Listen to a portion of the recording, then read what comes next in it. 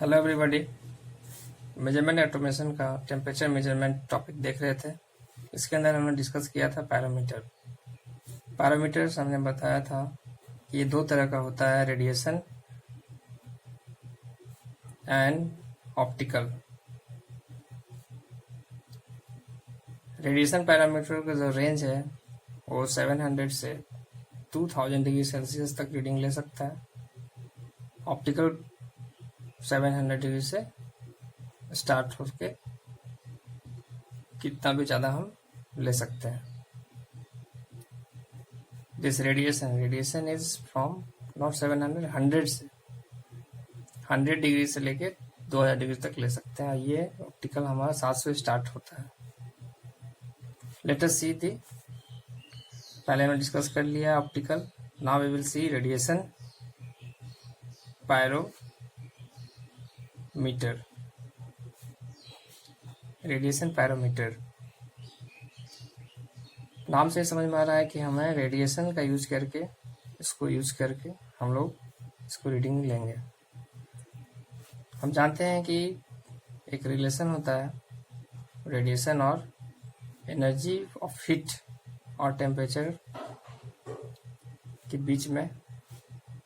This energy को अगर हम हटाते हैं तो ये हमें सिग्मा आता है। This is a law. इसी लॉ से हम देखते हैं कि रेडिएशन पैरामीटर काम करता है। कोई भी हीट एनर्जी को हम उसका एनर्जी मापेंगे, उसके अकॉर्डिंग हमारा टेम्परेचर मिलेगा। आइए देखते हैं इसका हम लोग construction. What is the construction? Construction में है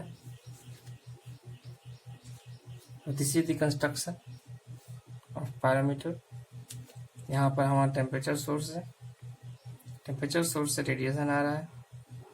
ये रेडिएशन कुछ यहाँ पर हमने एक मिरर लगाया है, कॉनकेव मिरर। इस मिरर से हमारा रेडिएशन एक जगह फोकस होकर इस पॉइंट पे मिल रहा है। This is the thermocouple. जैसा जैसा हीट मिलेगा उस थर्मोकपल से हमारा ईएमएफ जनरेट होगा और वोल्ट मीटर में रीडिंग आएगा। इस वोल्ट मीटर में जो रीडिंग आएगा अकॉर्डिंग टू दैट हम टेम्परेचर कैलिब्रेट करेंगे। So this is the simple construction of radiation parameter. Now we will see कि ये radiation parameter में कैसे इसका क्या क्या एडवांटेज और क्या क्या लिमिटेशन है। तो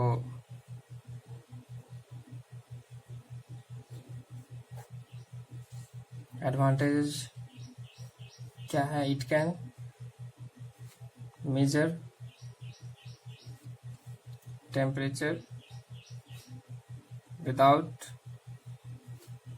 फिजिकल कांटेक्ट। कोई फिजिकल कांटेक्ट नहीं होता इंस्ट्रूमेंट और सोर्स के बीच में।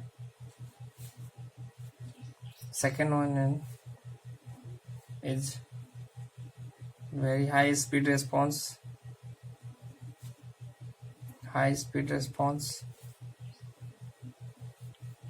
Third one can be used to find temperature of stationary or moving objects.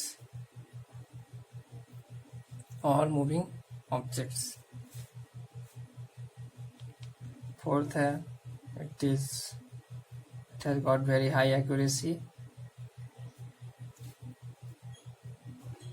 approx ±2%।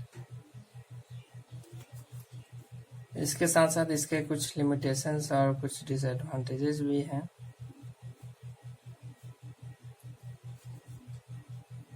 इसके अंदर देखते हैं कि यहाँ एक मिरर लगा है जो रेडिएशन को फोकस करके हमारा थर्मोकपल को पॉइंट करता है। थर्मोकपल जानते हैं कि ये हमारा हीट को एक वोल्ट के रूप में कन्वर्ट करके देगा, ईएमएफ जनरेट करता है। जो वोल्ट हमें मिलेगा उस वोल्ट के अकॉर्डिंग हम टेम्परेचर का कैलिब्रेट करेंगे। तो लिमिटेशन क्या है कि अगर इस मिरर के बीच में कहीं भी कोई डस्ट पार्टिकल आ गया तो ये रेडिएशन हमारा डिफ्लेक्ट कर जाएगा। So there is presence of any dust or particle can disturb the radiation. Second one is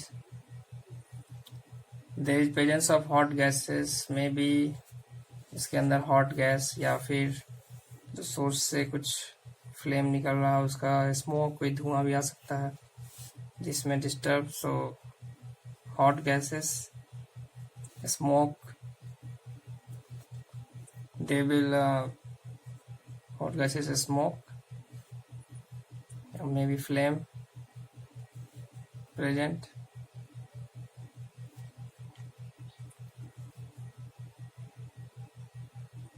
Next is cooling is required. Cooling is required to avoid overheating.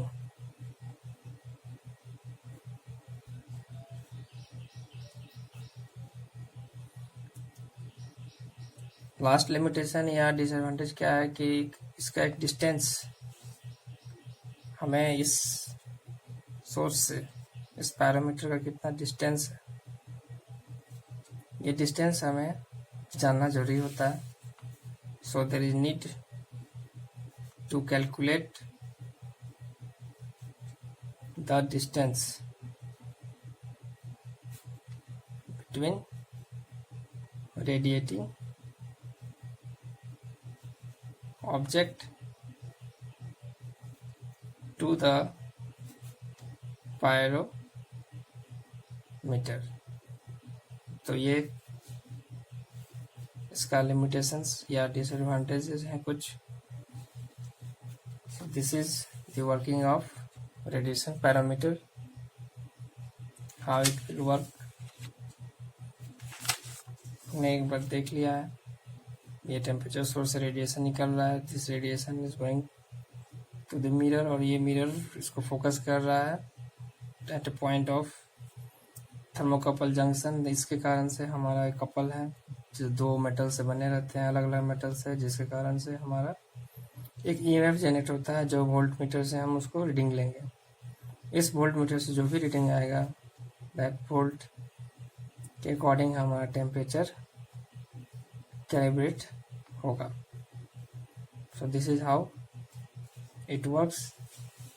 ये इसका advantages और disadvantages है। We are using this instruments for measuring the temperature. So this is all about radiation parameter. Thank you for giving time.